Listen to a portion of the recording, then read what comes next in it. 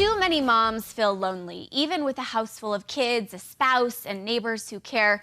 So we're reaching out today to anyone who may feel lonely but isn't alone, sharing ways to overcome the feelings of isolation and to live happier. Author and researcher Carrie Eddington joins me now. Is this happening to more women than we think? Yes, it's happening to women and it's happening to all of us. I actually did an 8-year research project that found out that mental isolation is one of the most universal and dangerous experiences we can face. Because if you think about it, there's anxiety, depression, addictions, and self-harm. And think about what happens to those things when you're isolated and when you're alone. It's universal. It happens to all of us, and it's very dangerous and it's scary. It's interesting to me that you can feel so lonely, because I've been there. You feel so lonely, or isolated and lonely, but you really aren't alone.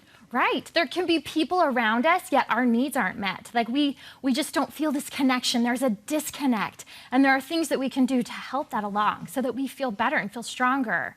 Is one of those reaching out and realizing that other women might be feeling the same way? Yeah, I think one of the best things that we can do is actually look for ways to look outside ourselves. I like to call it gathering stories, because if you find out that if you can do it, I can do it, and if I can do it, you can do it, we can get through anything. One of my favorite accounts of this, I mean, just think about like social isolation. If you've ever been around a group of people or like at a party, one of my friends, she was at a high-end party and she dished up this beautiful piece of cheesecake. And when she took a bite, she discovered it was brie. You know, like that Parmesan cheese. And so she ate the entire thing. So that's what everyone thought that's what she meant to do. She didn't even wash it down with a cracker. Oh, boy. And I tell you, I feel so connected anytime I think of that. And that's just one story. And there are stories for every situation, for postpartum, for that PTA meeting when you're sitting alone, or graduation. Gather stories, and it can help. And is it enough to gather these stories and feel maybe that sense of connection, or that oh, I've been there before? Is that enough? It's not enough. I think you need to know what connection really means. Like, understand connection is about being seen and feeling valued. And because if you know what that is, and it's part of the work that goes into relationships, is asking people to help you feel connected. For example, connection doesn't even mean talking. My husband, sometimes when he comes home from work, he tells me he feels so connected when I realize that he is tired and he does not need talking, or he needs a little bit of a break. But at the same time, I feel super connected when he realized that, like, if I'm home all day with the kids, like, I need to talk. Yeah, you might need to talk it out. To connect. But just connection can mean different things for different people. Okay, so understanding that we all connect differently, why do we feel more cut off when we assume other people are living happier or better lives than us? I believe perfect isolates, but human connects us. And we see perfection everywhere. We see the trophy and the end result and the vacation, and we are not rewarding all the effort enough. And sometimes we need to talk about that effort. We need to talk about the blood, sweat, and tears, because that's part of being human. That's part of what helps us feel so connected, is seeing the struggle that goes into everything. Is this the social media effect also kind of taking part of this? It's like,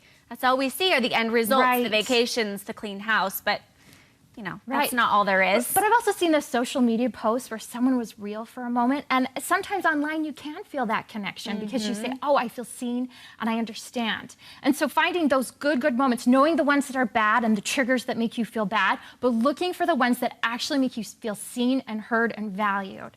What about the relief from finding those moments where you realize other people's houses are just as messy as yours, or whatever it might be? It's so good. I actually it's a fresh definition that I call shared laughter. It's actually the title of my TEDx talk, but I love shared laughter because it's the release that we experience when we realize that we are not alone. It's about connecting over our flaws, our fears, our failures, and our effort. And you know, one of my favorite examples of this, Improv Everywhere. They go out and do random things in public places. I don't know if you've heard of the no pants on the subway. No, I haven't. Okay, some people rode the subway with no pants, and they filmed it, but I love what happens when you see a woman, because you can see the shame, like you can see the isolation and the shame until she makes eye contact with someone else who's experienced this no pants on the subway thing. But when she looks up and makes the eye contact, you can see the relief. You can see that release. And so I love engaging in shared laughter. Find stories like that cheesecake story. Find stories where you can just find that release so that you know you're not alone. So is the release with somebody else who is maybe sitting across from you on the subway, seeing all these people with no pants? Right. Or is it the people who are performing? It's the person, and if you apply this to real life, it's that moment where you make eye contact with someone else. It's hard to realize, but we need other people. We really, truly need other people in this life. And it's hard because there's times we want to do things alone. And it's so much better when we look out and see someone else. And we see, and you make eye contact and you can laugh your way through it. And it releases that tension to know that you're not alone. And it's hitting on that connection as well, Right. too. It's amazing how those little connections with people we don't even know can make a big difference. It does. Where can we get more information on this whole concept of... Great. And if you go right on the Studio 5 website, you can watch my TEDx talk. It's called The Connecting Power of Shared Laughter, but we just dip into solutions for mental isolation because it's a real thing. It's a real struggle we go through. How has this changed your life? How have you noticed it? It's made a huge difference for me because I'm a mom. Like I know what it's like. I know what it's like when you're around your kids all day, yet you still feel alone. Sometimes I feel like being a mom is like running a marathon in flip-flops on a treadmill. And you put in all this effort, but it feels like you're never going to cross the finish line. But if you see that other people are going through it and you can find that connection, it makes a big difference. Okay, well, thanks for sharing these tips and tricks. And you have a TEDx talk that we're linking to on Studio 5, right? Right, and you can also go to KarenEddington.com for more information. Okay, so on our website, we'll link to that. Thanks, Karen.